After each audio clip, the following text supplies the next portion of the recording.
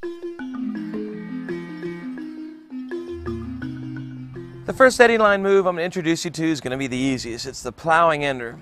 You've already done the plowing ender in Flatwater, and in fact the plowing ender on an Eddyline, if you've got a good Eddyline, can even be easier than that.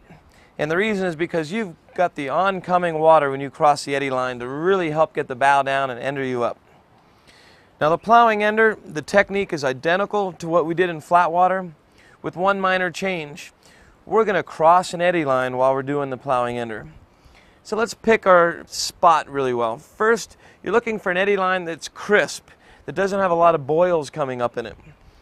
Second, you need to pick the right angle to the Eddyline. The angle you want to cross the Eddyline is as pointed upstream as you can. So you're going to almost want to parallel the Eddyline. And finally is the timing. The timing of your plowing ender is such that you want your bow to be already going underwater before you hit the Eddyline, so that when you hit the Eddyline, the current oncoming water hits the bow that's already underwater and enters you right up. All right, so let's run through the whole thing now. Get in the eddy, fairly close to the Eddyline. Get your speed going, 5 or 6 hard strokes. Slow down, lean forward, take a couple strokes to get the bow under, and at that moment you should be crossing the Eddyline. Put weight on your feet, and the current should enter you right up.